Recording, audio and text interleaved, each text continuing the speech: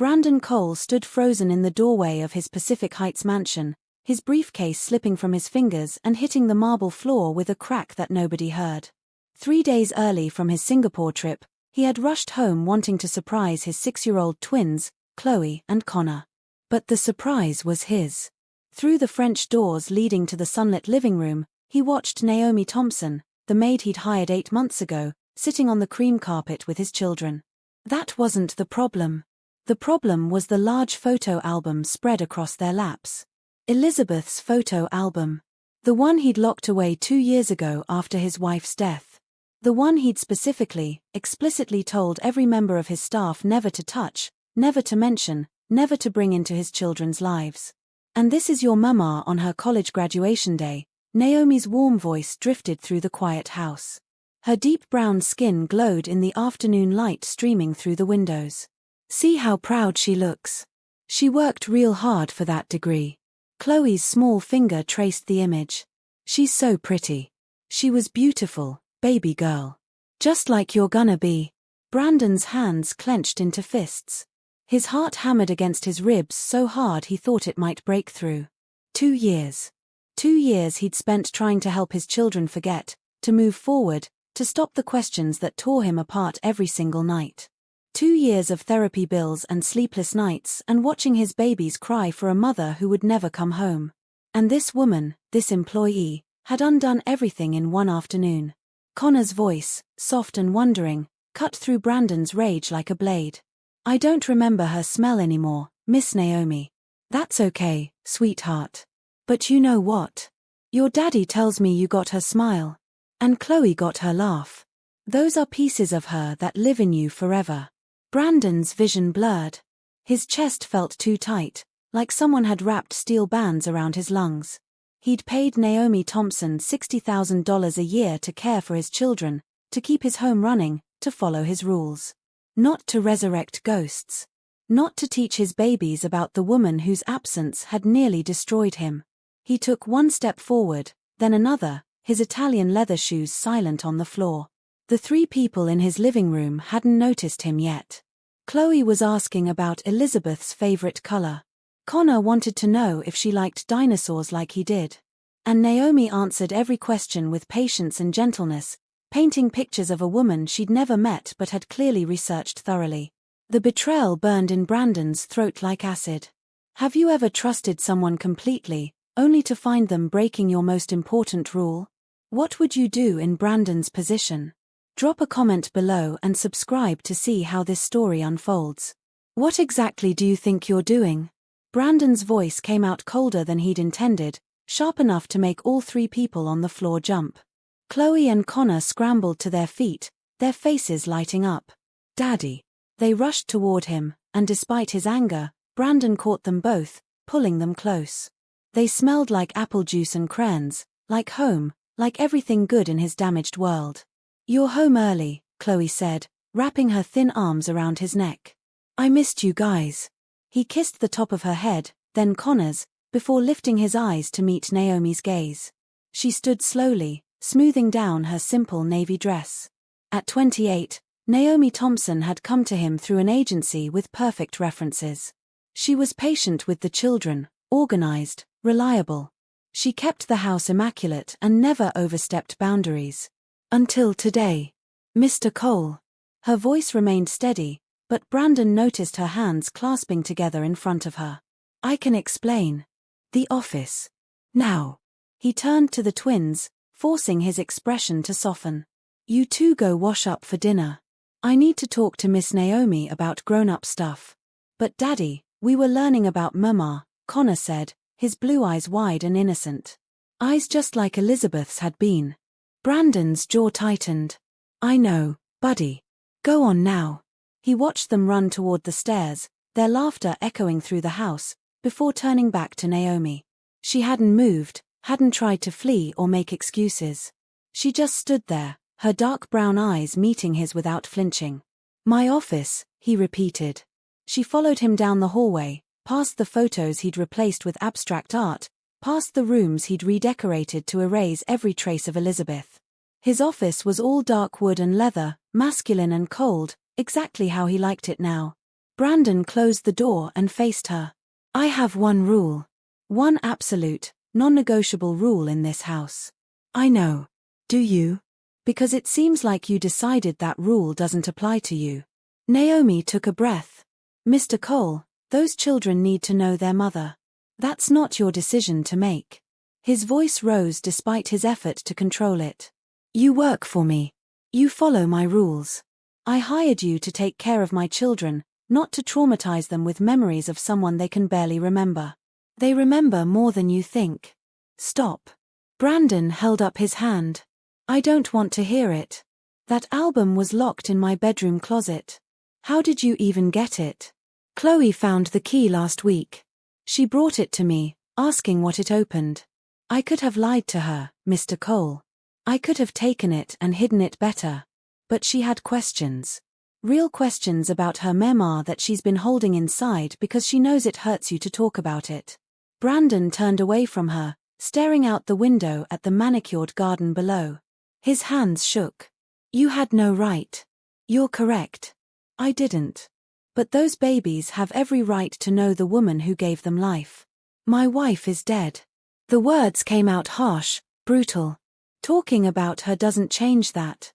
Looking at pictures doesn't bring her back. All it does is make the pain fresh again. For you, Naomi said softly. But Mr. Cole, with respect, this isn't about your pain. He spun around. Excuse me? Chloe is having nightmares. Connor won't sleep without the hallway light on. They're scared they're gonna forget her completely. They see other kids with mamas at school and they don't understand why theirs is gone. They need answers, Mr. Cole. They need to know she loved them. Of course she loved them. His voice cracked. She died bringing them into this world. They were everything to her. Then let them know that. Let them have pieces of her. Brandon sank into his desk chair, suddenly exhausted. The anger drained away, leaving only the familiar ache that never really left. I can't. Every time I look at their faces, I see her. Every time they smile, every time they laugh, I remember what I lost. What they lost. I'm trying to help them move forward. Moving forward doesn't mean forgetting, Naomi said. Brandon looked up at her, this woman who had entered his home 8 months ago and somehow become essential to his children's happiness. Why do you care so much? Because I know what it's like to lose someone and have nobody let you grieve properly. The silence in the office stretched between them like a living thing. Outside, Brandon could hear his children's voices floating down from upstairs, happy and carefree. Inside, he felt like he was drowning. Tell me, he said finally. Naomi hesitated, then moved to sit in one of the leather chairs facing his desk.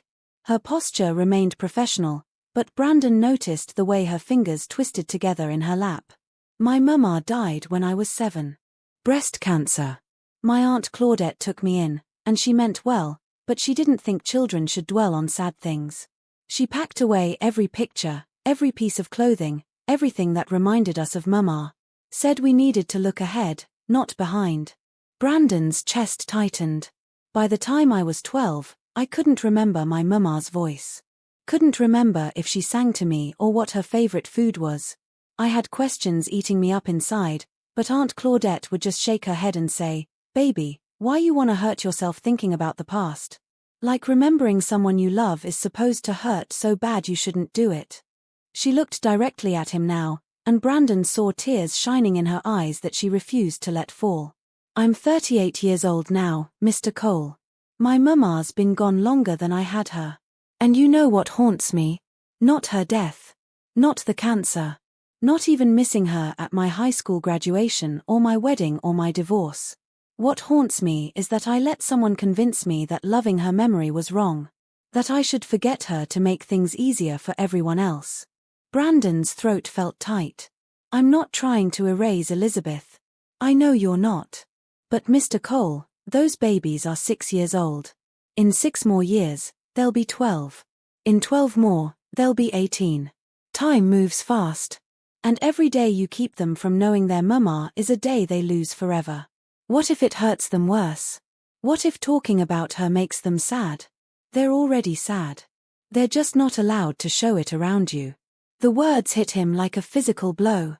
Brandon stood up, pacing to the window again.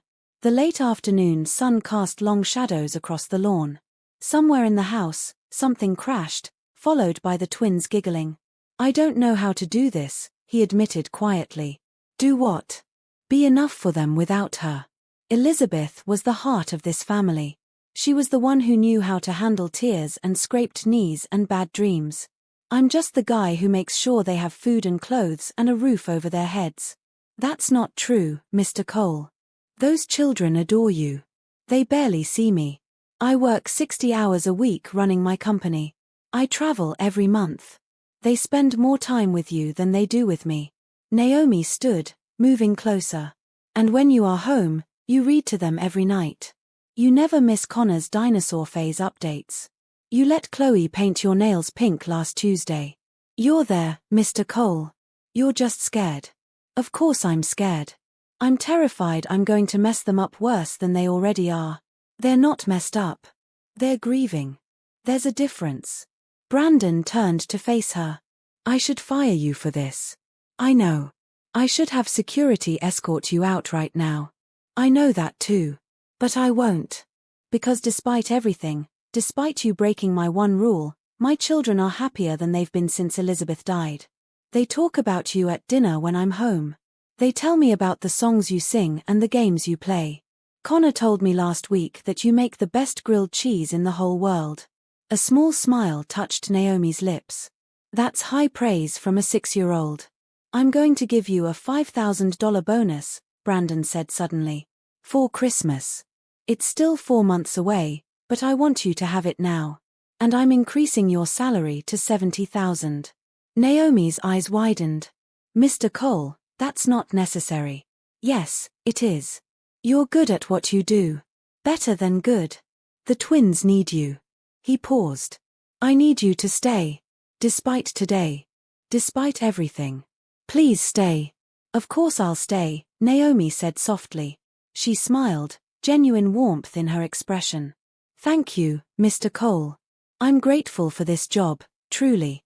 And I'm sorry I went against your wishes. But I'd do it again because those children matter more than my paycheck." Brandon felt something shift in his chest. "I know they do. That's why you're still here. So what happens now?"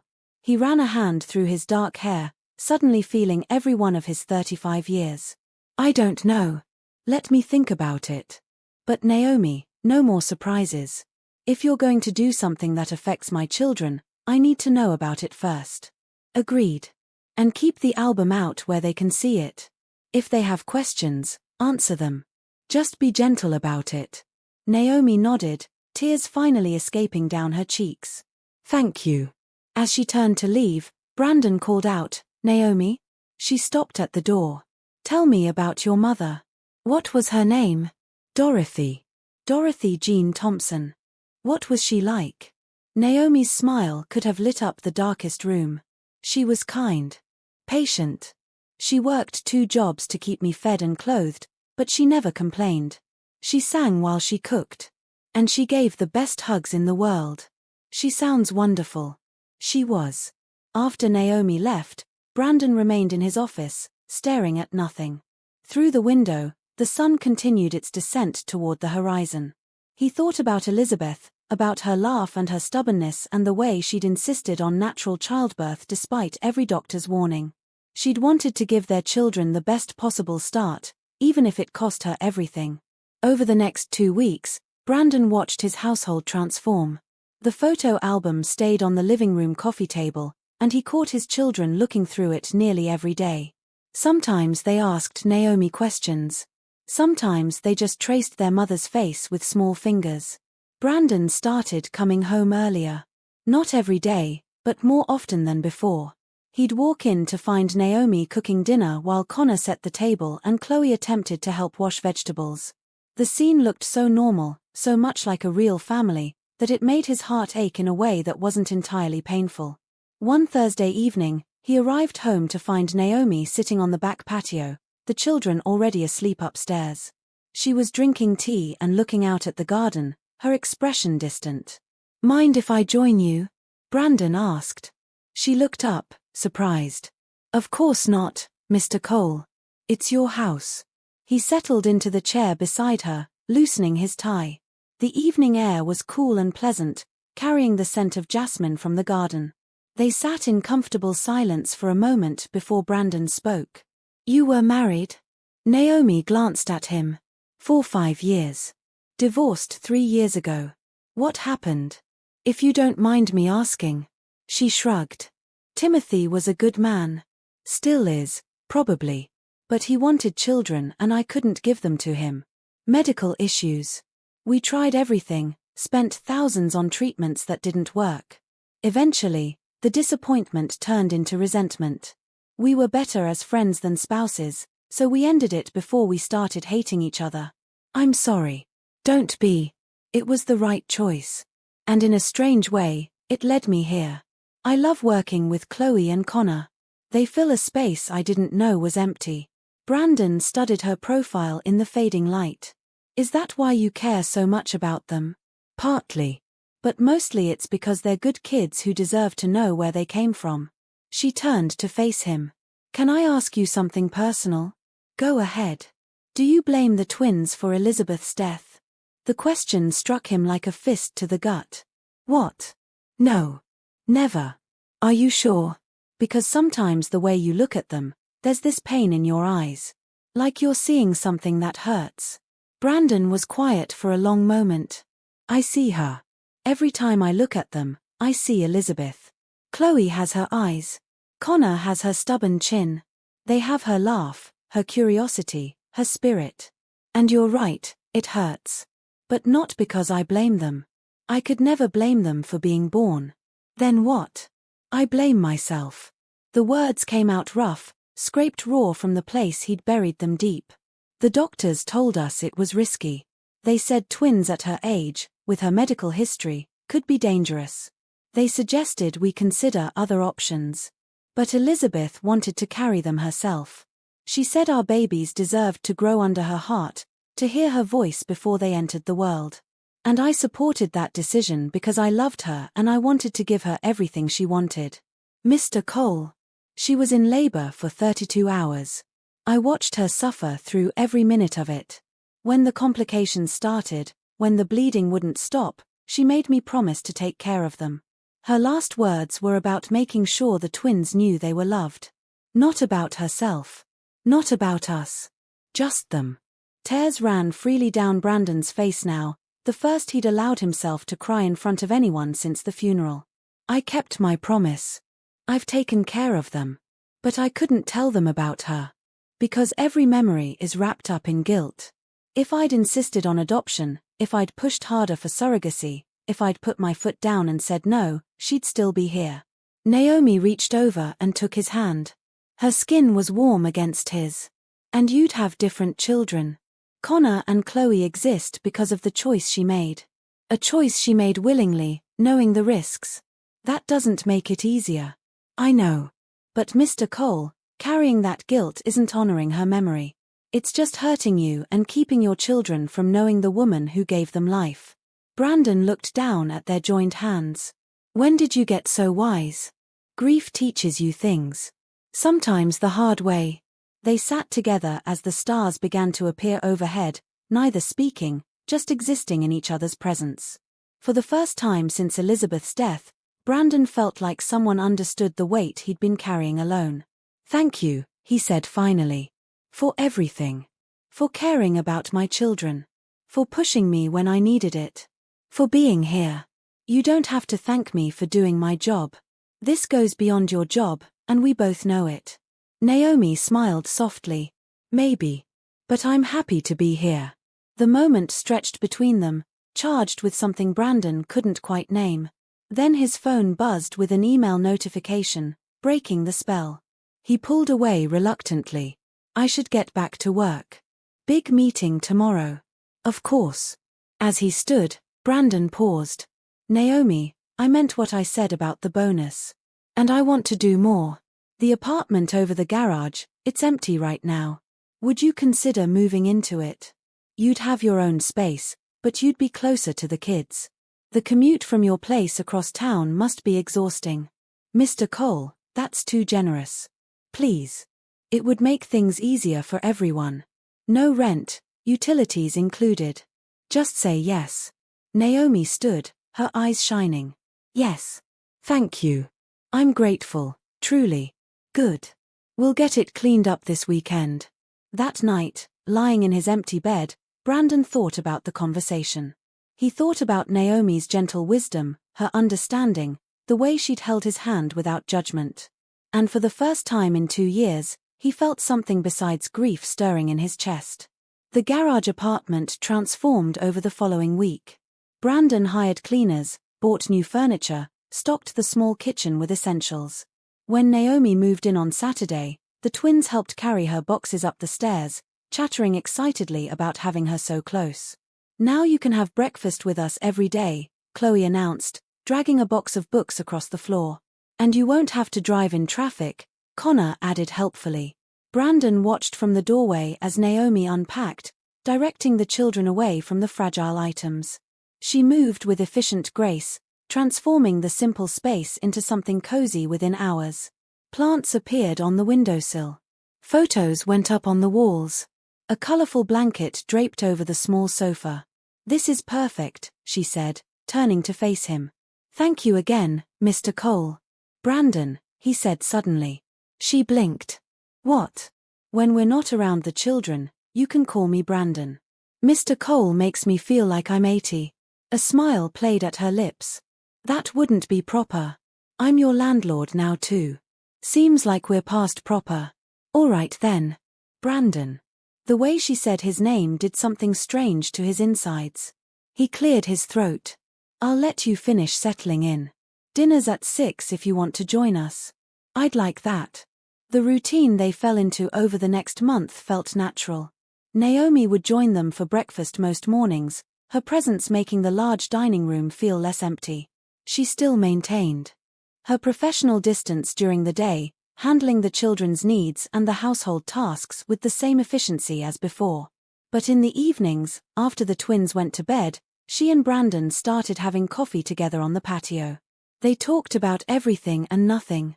Brandon told her about his company, a tech firm specializing in educational software. Naomi shared stories from her childhood in Georgia, growing up in a small town where everyone knew everyone. They debated books and movies. They argued playfully about the best way to make coffee. "You're doing it wrong," Brandon said one evening, watching her add sugar to her cup. "Good coffee doesn't need sweetener. Good coffee shouldn't taste like bitter water," Naomi shot back. "Some of us appreciate flavor. That is flavor. That's punishment." Brandon laughed, and realized it was becoming easier each day. The weight that had pressed on his chest for 2 years was lifting, bit by bit. The children were thriving. Connor's nightmares decreased. Chloe stopped asking the teacher if her mama was coming to pick her up. They still had moments of sadness, still asked questions that broke Brandon's heart, but they were processing their grief instead of burying it. One Wednesday afternoon, Brandon came home early to find Naomi teaching the twins to bake cookies. The kitchen was a disaster zone of flour and chocolate chips. Connor had dough in his hair. Chloe's face was covered in cocoa powder. And Naomi stood in the middle of it all, laughing as she tried to wipe flour off the counter. "Having fun?" Brandon asked from the doorway. 3 guilty faces turned toward him. Then Chloe grinned. "We're making Mama's special chocolate chip cookies." Miss Naomi found the recipe in her old cookbook. Brandon's breath caught. "You did?" Naomi nodded. "I hope that's okay. Chloe found the cookbook in the pantry last week and asked if we could try making them. The recipe has notes in Elizabeth's handwriting." Brandon moved closer, looking at the stained index card. Elizabeth's neat script covered the margins: "Add extra vanilla and don't overbake and best served warm with milk." His vision blurred. "Daddy, are you sad?" Connor asked, his small voice worried. Brandon crouched down, pulling both children close. "No, buddy. I'm happy. These were Mama's favorites. She'd be thrilled that you're making them." "Miss Naomi says Mama was a good cook," Chloe said. "She was amazing. She tried to teach me, but I was hopeless in the kitchen. She used to joke that she married me for my wallet, not my cooking skills." The children giggled. Naomi smiled softly, giving him space to share this moment with them. Later, after the twins were in bed and the kitchen was clean, Brandon found Naomi on her apartment steps. She was eating one of the cookies, still warm from the oven. "These are perfect," he said, sitting beside her. "They taste exactly like I remember. The recipe is detailed." Elizabeth knew what she was doing. She did. Brandon took a bite of his own cookie. "Thank you for this. For helping them connect with her in real ways. It's not hard. She left pieces of herself everywhere. We just have to look." They sat in comfortable silence, the night air cool around them. Brandon was acutely aware of Naomi's presence beside him, the warmth radiating from her skin, the subtle scent of vanilla that clung to her from the baking. "Can I ask you something?" he said. "Always. Do you ever think about having children of your own? Through adoption or other means?" Naomi was quiet for a moment. "Sometimes. But I'm at peace with my life. I have Connor and Chloe. I have meaningful work. I have a home." She glanced at him. "I have people who care about me. That's more than many people get." "You deserve everything you want, Naomi. So do you, Brandon." Their eyes met in the darkness, and Brandon felt that strange pull again, stronger this time. He wanted to reach for her hand, to close the distance between them. But the moment passed as a light flickered on in the main house. The twins' room. "Someone's awake," Naomi said, standing. "I'll go check." "No, I've got it. You've done enough today." But they walked back together anyway, side by side, partners in caring for the children who had brought them together. September arrived with cooler temperatures and the start of school.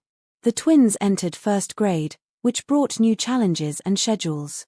Brandon adjusted his work hours to be present for morning drop-offs when possible, something he'd never done before. One evening, after a particularly long day, he came home to find Naomi in the living room organizing the twins' school papers.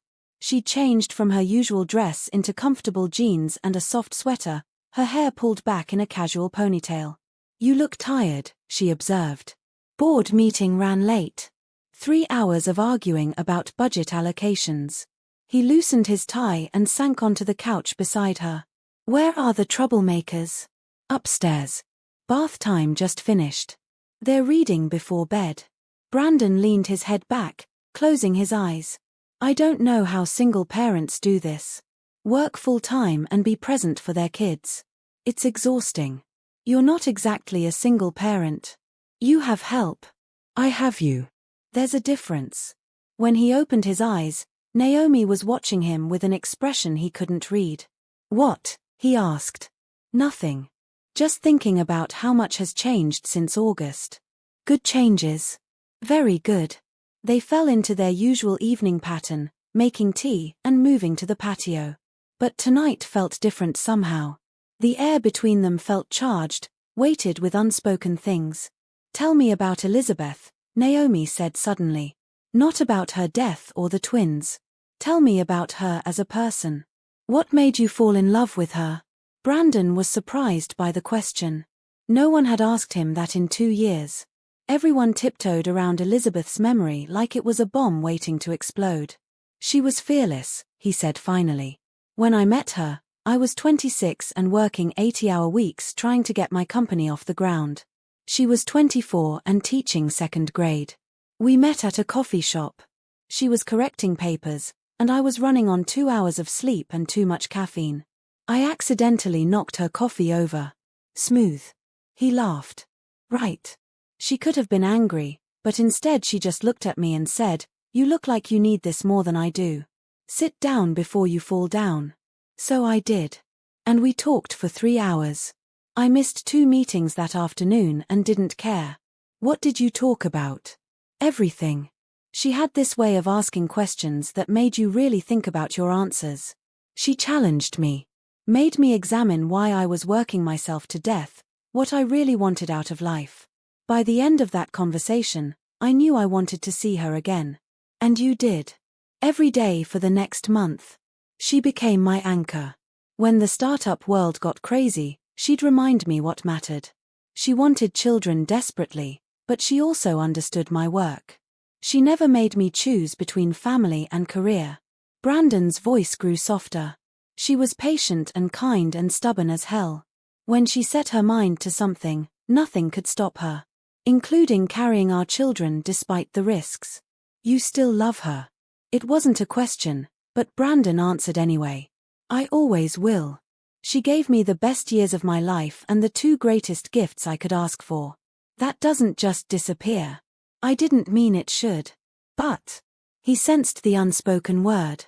Naomi turned to face him fully. But Brandon, you're allowed to live again. To want things again. Elizabeth wouldn't want you to spend the rest of your life in grief. How do you know what she'd want? Because I read her journals. Brandon straightened. What? The twins found them last week. 3 leather-bound books in the back of your closet. They brought them to me asking what they were. I recognized her handwriting from the cookbook. Read them, Brandon. I'm sorry if that was wrong, but I needed to know who she was to talk to the children about her properly. He should have been angry. Should have felt violated that this woman had read his late wife's private thoughts. But instead, he just felt curious. What did they say? A lot of things. But there was an entry from a few weeks before the twins were born. She wrote about you. About how much she loved you and how scared she was. But she also wrote that if something happened to her, she hoped you'd find happiness again. She said you deserved someone who would love you and the babies with her whole heart. Tears burned Brandon's eyes.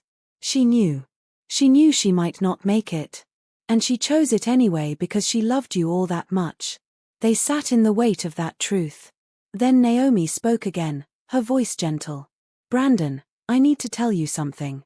And it might be inappropriate, and you can fire me if you want, but I have to say it. His heart began to pound. What is it? I care about you. Not just as my employer or the father of the children I watch. I care about you as a person. And I think you might care about me too. The words hung between them like a bridge waiting to be crossed. Brandon's mind raced. She was right. He did care about her. More than he should. More than was safe. I do, he admitted quietly. I care about you a lot. But Naomi, I don't know if I'm ready for this. For whatever this is. I'm not asking you to be ready. I'm just being honest about what's happening between us. Brandon stood, pacing to the railing. You work for me. You live on my property. You take care of my children. This could get complicated. It's already complicated. If we tried this and it didn't work out, I'd lose you. The twins would lose you. I can't risk that. Naomi stood too, moving beside him. And if we don't try, we'll always wonder what if. Is that better? He looked at her, really looked at her. The moonlight caught the planes of her face, the gentle curve of her cheek, the warmth in her eyes. She was beautiful. More than that, she was kind and patient and strong. Everything he needed. Everything his children needed. I'm scared, he confessed. Me too. I don't want to dishonor Elizabeth's memory. Loving again isn't dishonoring her. It's choosing to keep living. And Brandon, she wanted that for you. He reached for her hand, threading his fingers through hers. This is crazy. Probably. We should take it slow. Okay. And we need to think about the twins. They can't know anything until we're sure. Agreed. Brandon pulled her closer, his other hand coming up to cup her face. But I want to try. God help me, I want to try. Then let's try. When he kissed her, it felt like coming home and stepping into the unknown at the same time. Naomi's lips were soft against his, her hands gentle on his shoulders. The kiss was tender, questioning, full of promise and fear in equal measure.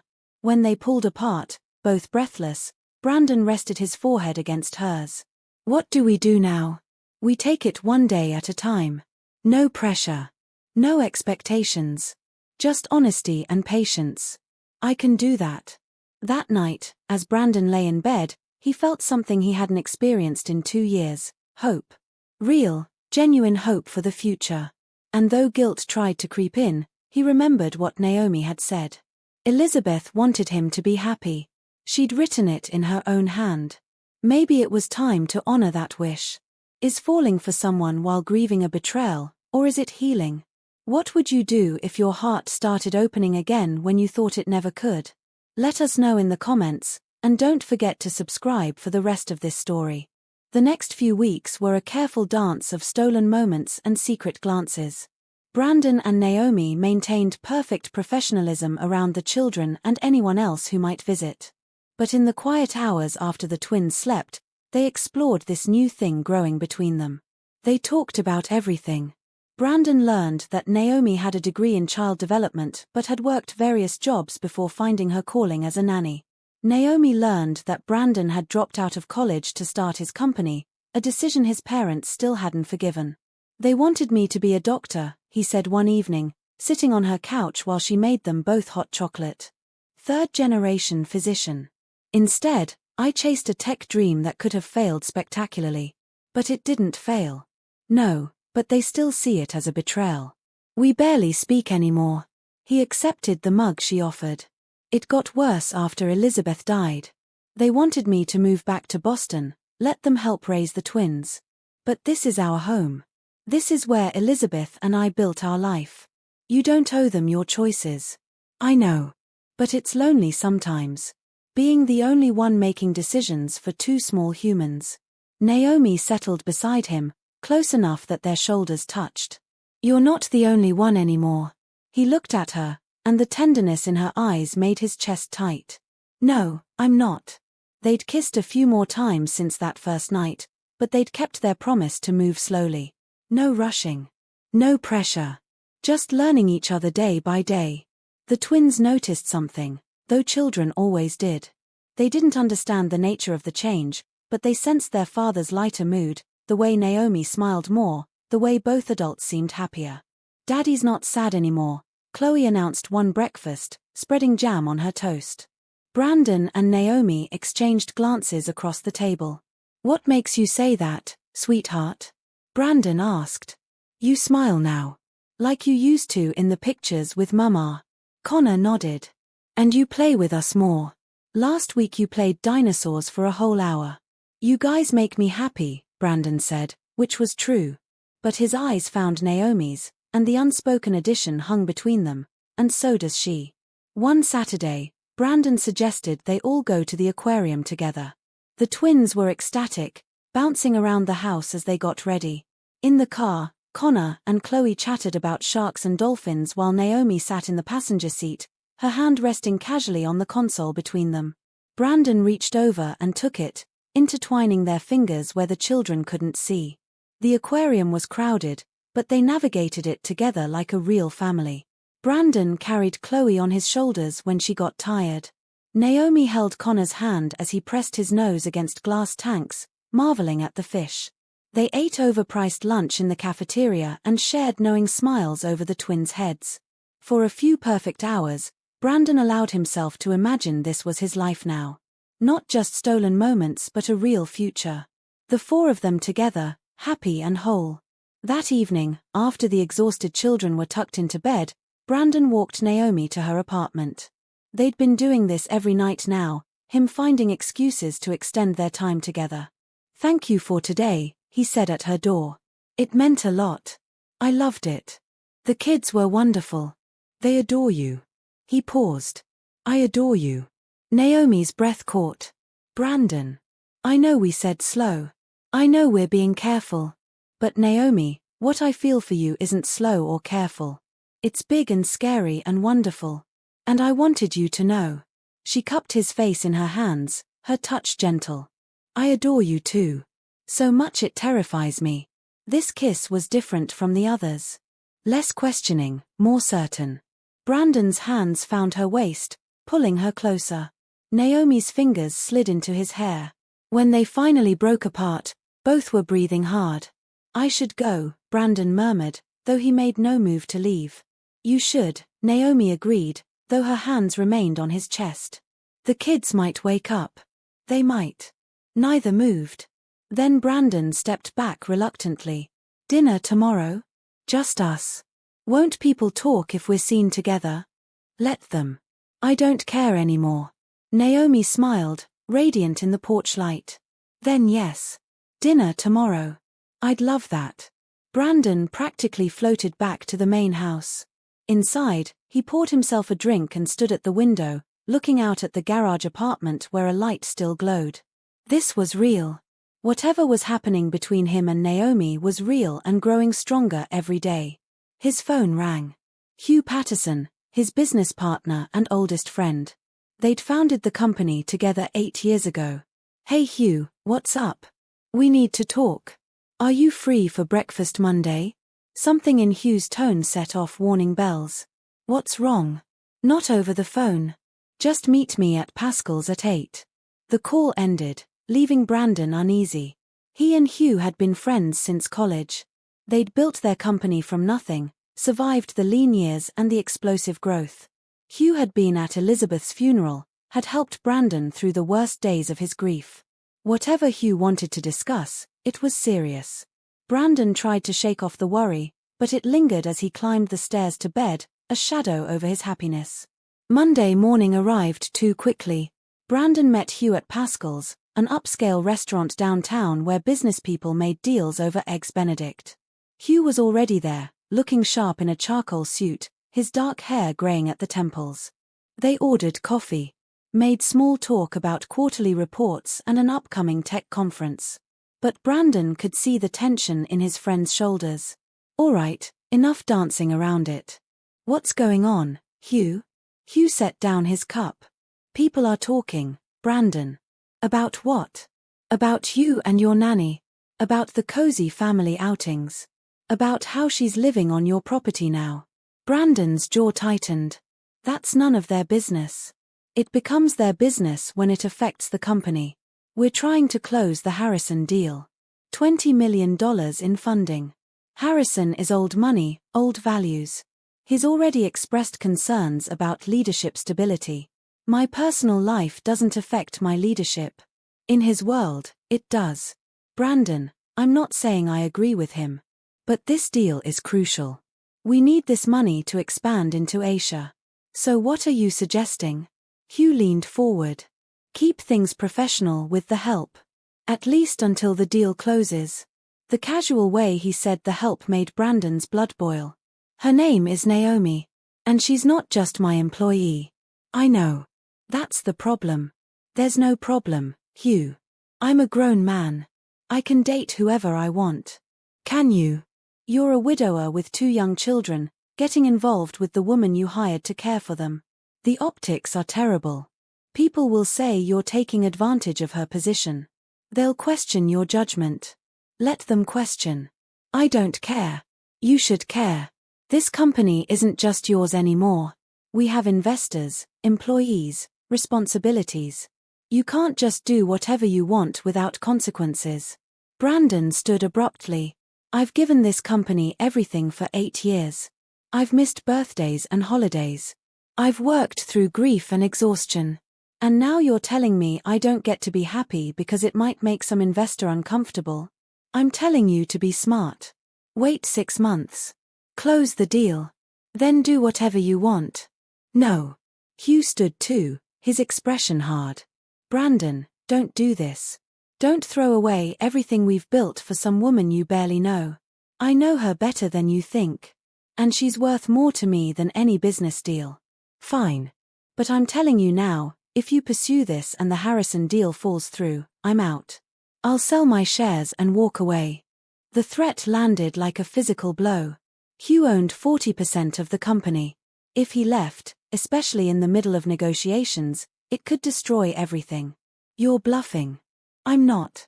I've worked too hard to watch it all crumble because you can't keep your personal life under control. Choose, Brandon. The company or the nanny." Brandon looked at his oldest friend and saw a stranger. "Get out." "What?" "Get out of my sight before I say something we'll both regret." Hugh grabbed his briefcase. "You have until Friday to decide. After that, I'm filing paperwork to dissolve the partnership." He walked out, leaving Brandon standing alone by the table, his entire world tilting sideways. The rest of the day passed in a blur.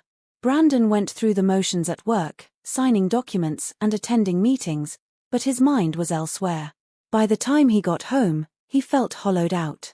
The twins were at a friend's house for a playdate. Naomi was in the kitchen preparing dinner, humming softly to herself. She looked up when he entered, and her smile faded immediately. "What's wrong?" Brandon told her everything. The meeting with Hugh. The ultimatum. The threat to destroy the company unless Brandon ended things with her. Naomi listened without interrupting, her expression growing more troubled with each word. When he finished, she was quiet for a long moment.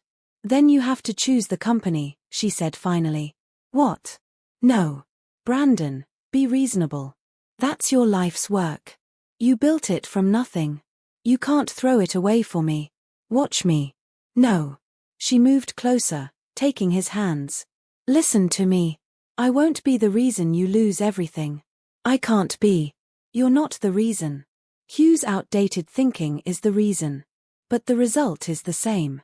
Brandon, you have responsibilities. Employees who depend on you. Investors who trust you. Your children who need financial security. My children need me to be happy. They need to see me choosing love over fear. That's romantic but not practical." Brandon pulled her into his arms, holding her tight. "You don't get it. If I lose you now, I'll regret it forever. But if I lose the company, I can rebuild. I can start something new. Money and business deals can be replaced. You can't." Naomi was crying now, her tears soaking into his shirt. "This is too much. I'm just a nanny. I'm not worth destroying your life over. You're everything," he said fiercely. "You brought light back into this house. You gave my children their mother's memory. You made me believe I could love again. That's worth more than any company. But what if you resent me later? What if you lose everything and start to hate me for it? That could never happen." They held each other in the kitchen as the sun set outside, two people caught in an impossible situation. Finally, Naomi pulled back. "Let me talk to Hugh. Maybe I can make him understand." "He won't listen." "Let me try." That night, sleep wouldn't come. Brandon lay in the dark, his mind racing through scenarios. He could give in to Hugh's demands, end things with Naomi, close the deal. But then what? Spend the rest of his life wondering what might have been? Around midnight, his phone rang. The school. Chloe had gotten sick at the sleepover. They needed someone to pick her up. Brandon called Naomi, and they drove together to collect his daughter. Chloe was feverish and miserable, crying for both of them. They brought her home and spent the night taking turns sitting with her, monitoring her temperature, offering water and comfort. Around 3 a.m, with Chloe finally sleeping peacefully, Brandon and Naomi sat together in the hallway outside her room. "This is what matters," Brandon whispered. "This. Right here. Not board meetings or business deals or what people think. My daughter needed us, and we were both here." Naomi leaned against his shoulder. "I love her so much. I love both of them. I know you do. And they love you. Brandon, if we do this, if we really commit to this, it changes everything. I know. Your life will be different. People will talk. You might lose the company. I'm willing to risk it. Are you?" Naomi lifted her head, meeting his eyes. "Yes. God help me, yes. I love you, Brandon Cole. I love your children. I love this strange, complicated, beautiful life we're building. And I'm not walking away from it." Brandon kissed her, soft and sweet and full of promise. "I love you too. So damn much." They sat together until dawn, making plans and facing fears. Whatever came next, they would face it together. Hugh didn't respond to Naomi's attempts to reach him. Brandon's deadline came and went without resolution. The tension in the house was noticeable despite everyone's best efforts to hide it. The twins sensed something was wrong. They grew clingy and asked more questions. Finally, Brandon decided honesty was better than anxiety.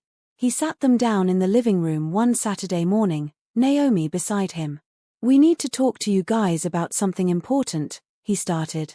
Two pairs of worried eyes looked up at him. "Nothing bad," he added quickly. "Actually, something good. But it's a big change, and we wanted you to be part of the conversation." "What is it, Daddy?" Chloe asked. Brandon took a breath. You know how much we all love Miss Naomi, right? Nods. Well, I love her in a special way.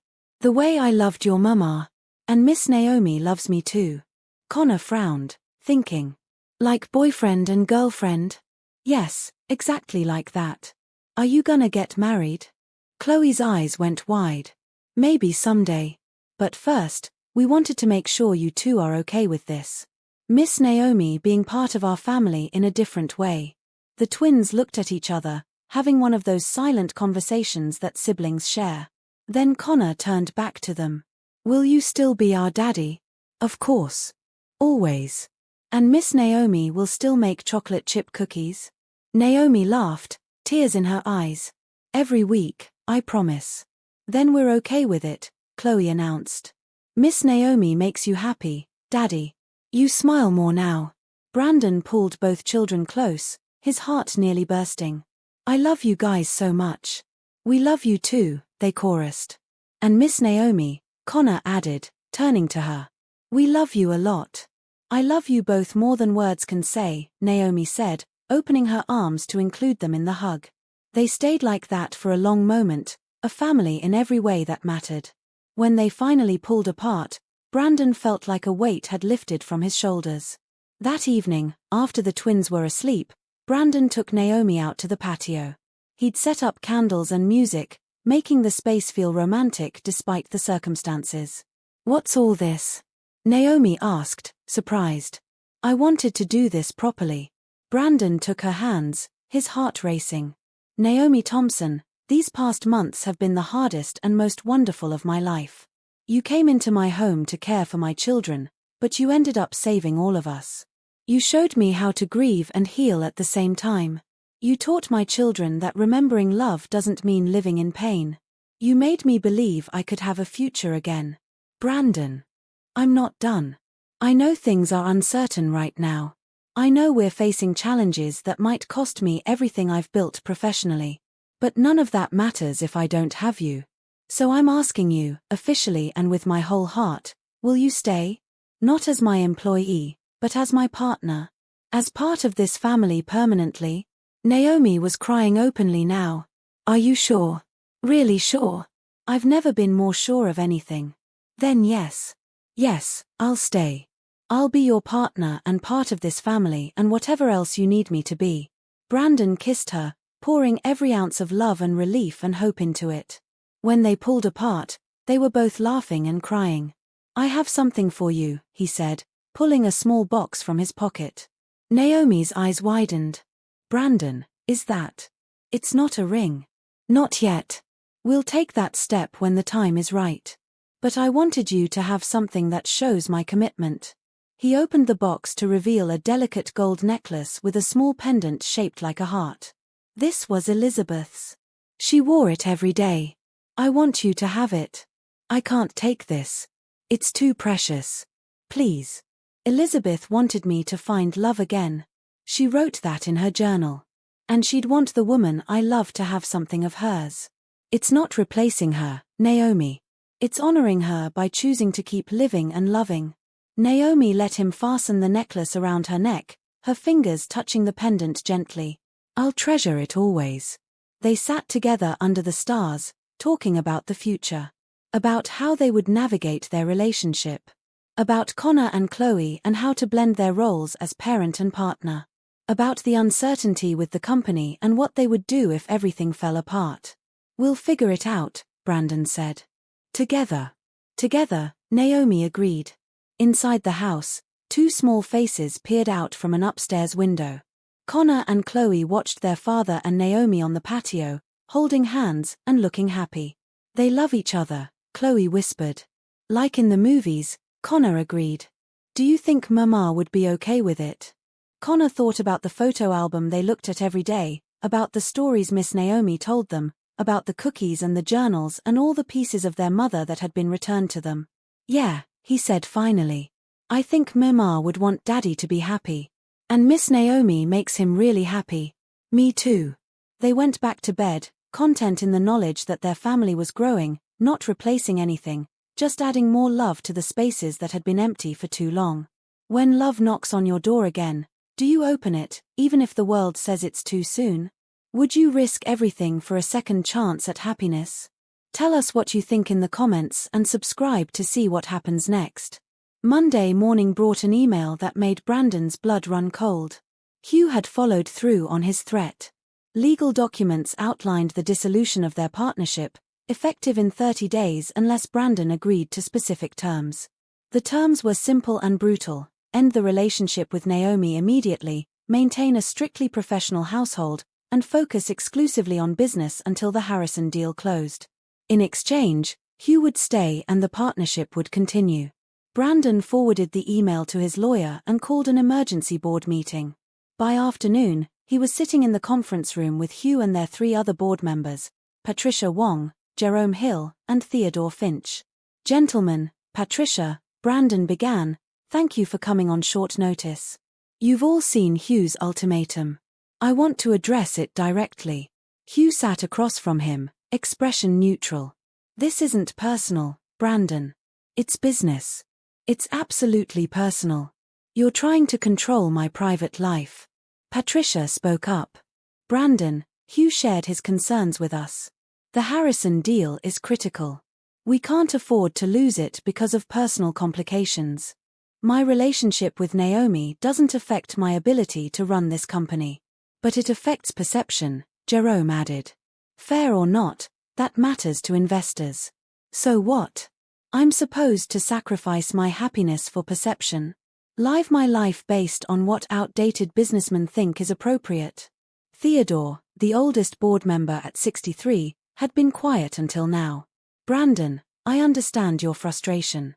But let's look at this pragmatically. If you lose Hugh's 40% and the Harrison deal falls through, this company might not survive. You have employees to think about. Families depending on those jobs. I know that.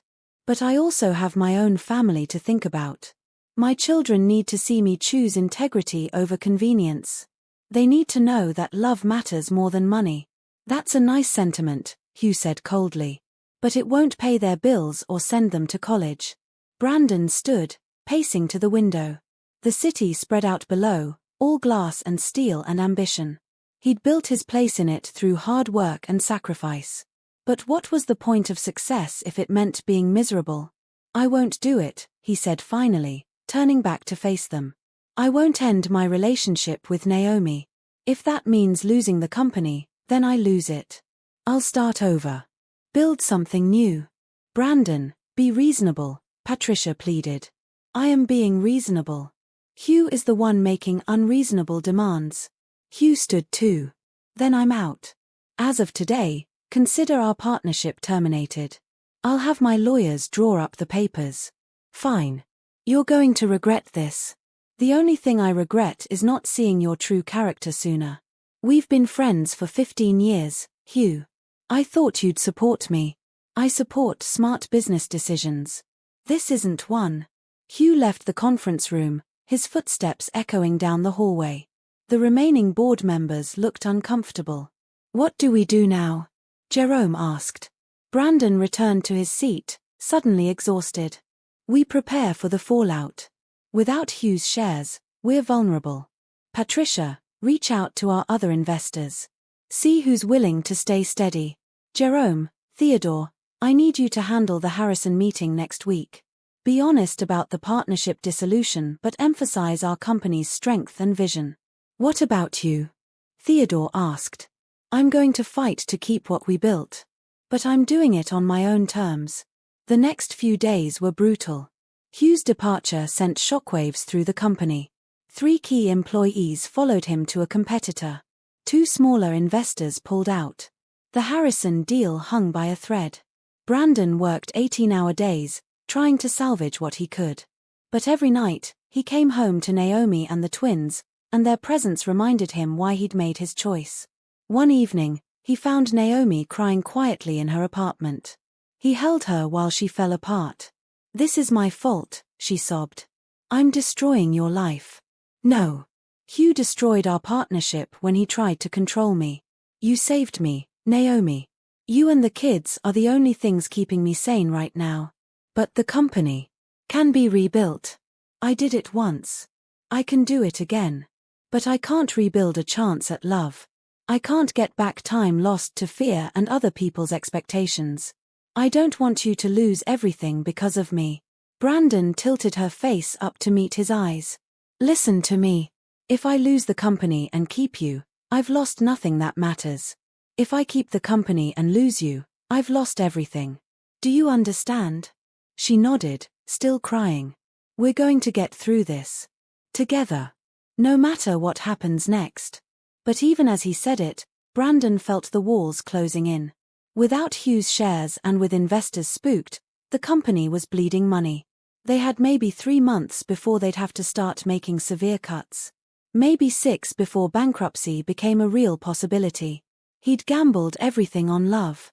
Now he had to live with the consequences. The weekend brought a small respite. Brandon took the kids and Naomi to the beach, determined to make memories even as his professional world crumbled. They built sandcastles and collected shells. They ate ice cream and watched the sunset. Connor fell asleep on the drive home, his head on Naomi's shoulder. Chloe chattered about the seagulls she'd seen. Brandon glanced at them in the rearview mirror and felt his heart clench. This was worth it. Whatever happened next, this was worth every sacrifice. But doubt crept in during the quiet hours. What if he couldn't rebuild? What if he couldn't provide for his children the way they deserved? What if choosing love meant choosing poverty? Naomi seemed to sense his thoughts. After the kids were in bed, she found him in his office, staring at financial reports.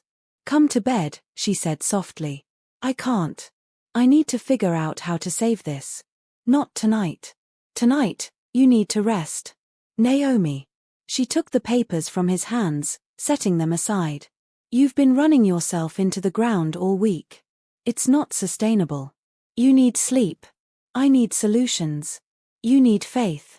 Faith that things will work out. Faith that choosing love over fear was the right decision. What if it wasn't? Then we deal with it together. But Brandon, I don't believe you made the wrong choice. I believe you made the brave choice. And sometimes brave choices take time to prove themselves right. She led him upstairs, and for the first time all week, Brandon slept through the night. In the morning, things didn't look any better, but he felt stronger. Ready to face whatever came next. Because Naomi was right. He'd made the brave choice. Now he had to see it through. The Harrison meeting was scheduled for Friday at 2. Brandon spent the morning preparing, rehearsing his pitch, reviewing numbers until his eyes blurred. Patricia and Jerome would be there to support him, but everyone knew this was his fight. At 1, his secretary buzzed his office. Mr. Cole, there are some people here to see you. They don't have an appointment, but they're insisting it's urgent. I don't have time for unscheduled meetings. Tell them to call next week. Sir, one of them is Mr. Harrison. Brandon's heart stopped. Harrison was early. And he'd brought people. This couldn't be good. Send them in. The door opened, and 5 people filed into his office. Thomas Harrison, the elderly investor whose deal could save or sink the company. Behind him came 3 people Brandon didn't recognize and one he did, Naomi.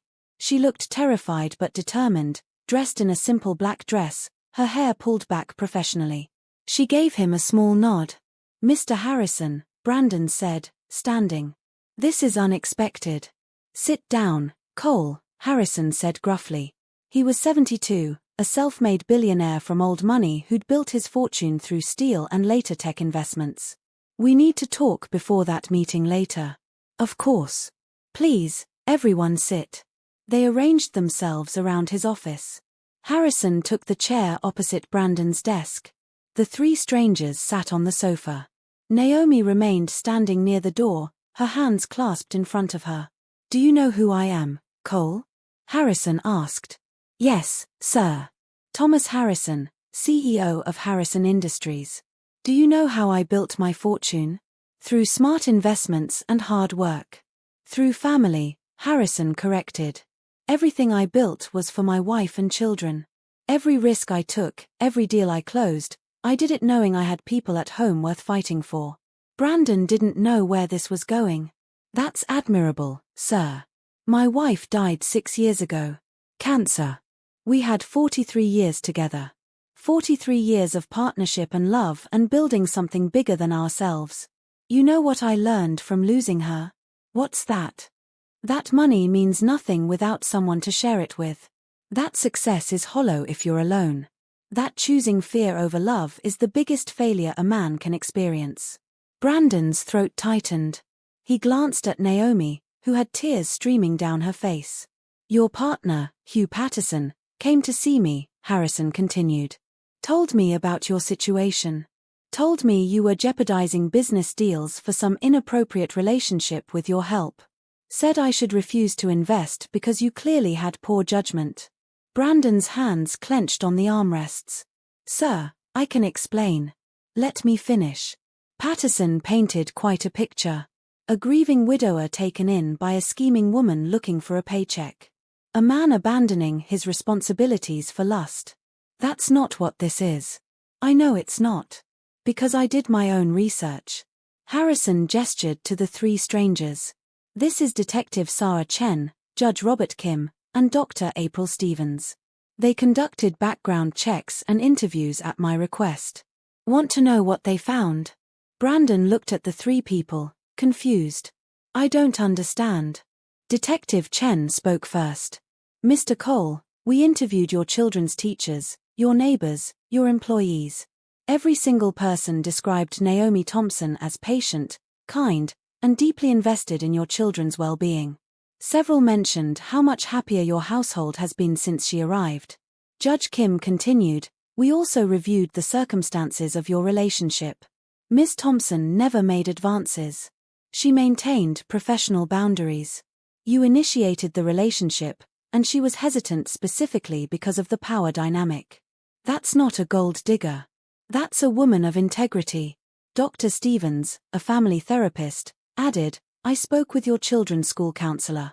Connor and Chloe have shown remarkable improvement in the past year. They're processing their grief healthily, making friends, excelling academically. Ms. Thompson's presence has been nothing but beneficial.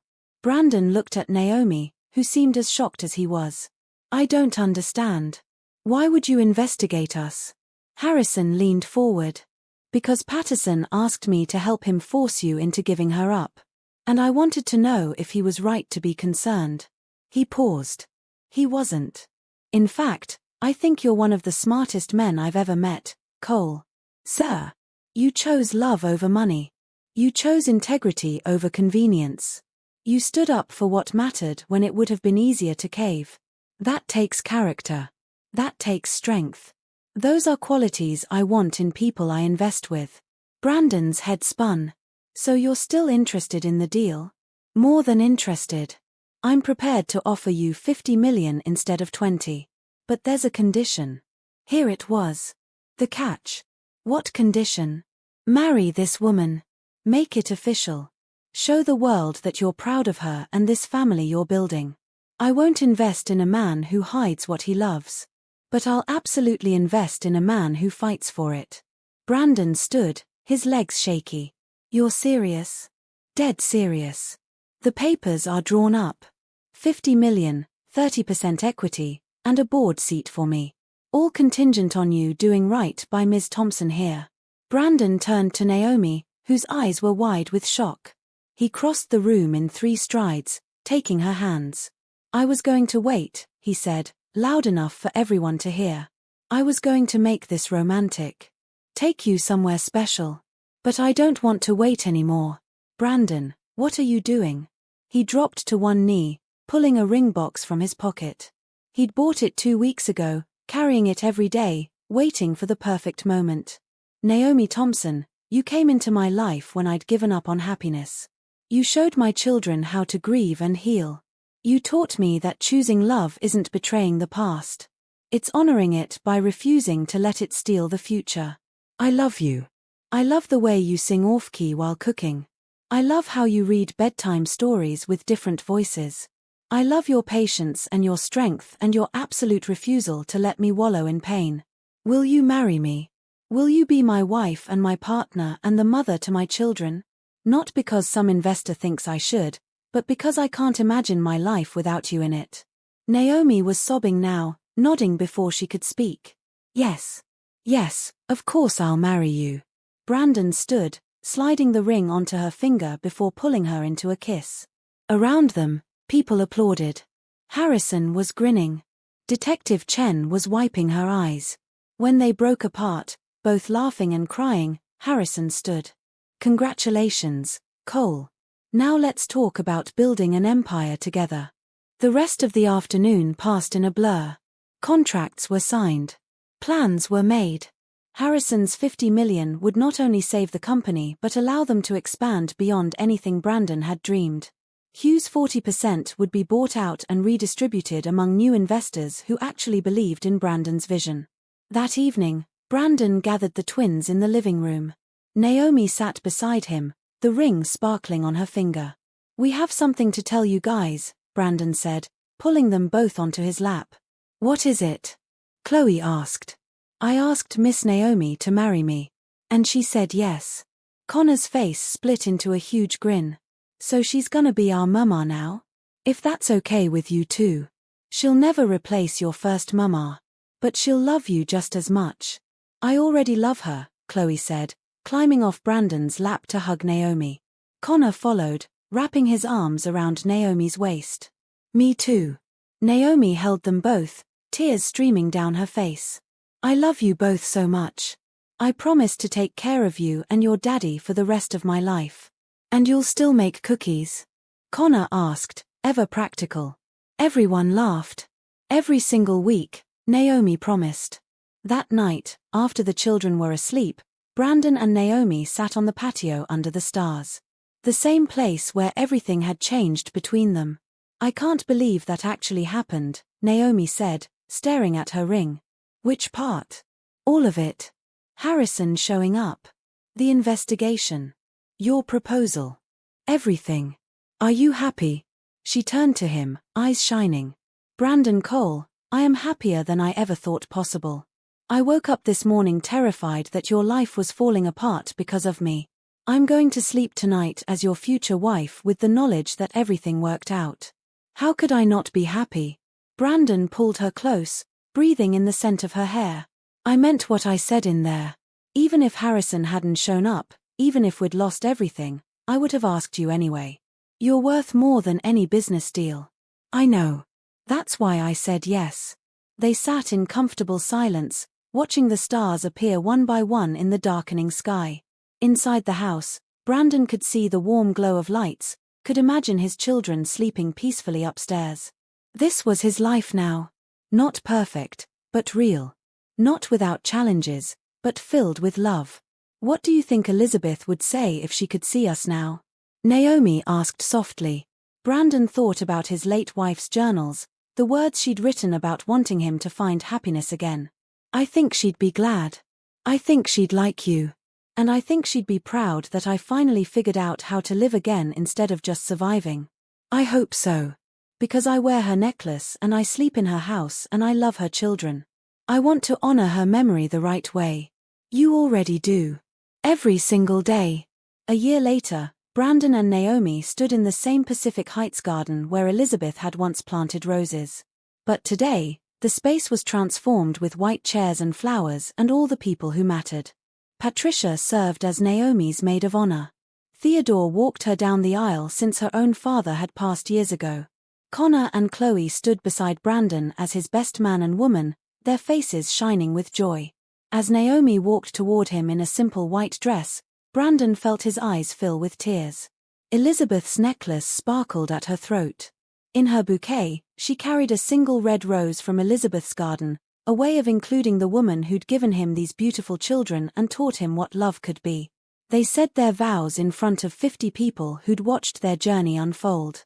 They promised to love and honor each other, to face challenges together, to build a family on foundation of respect and patience and absolute commitment. When Brandon kissed his bride, Connor and Chloe cheered. The crowd applauded. And somewhere, Brandon liked to believe, Elizabeth smiled. The reception lasted late into the evening. Harrison gave a toast about choosing character over convenience. Jerome joked about Brandon's terrible coffee. The children danced with their new mother, their laughter ringing through the garden. Later, as the party wound down and guests departed, Brandon found Naomi standing by Elizabeth's roses. She was still in her wedding dress, her hair slightly mussed from dancing, looking more beautiful than he'd ever seen her. "Hey wife," he said, slipping his arms around her waist from behind. "Hey husband," she replied, leaning back against him. Happy. Completely. They stood together in the garden, watching the last of the guests leave. Connor and Chloe ran past, chasing fireflies in the twilight.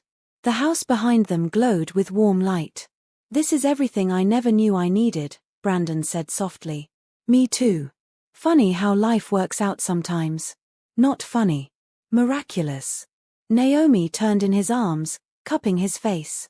"Thank you for being brave. For choosing this. For giving us a chance.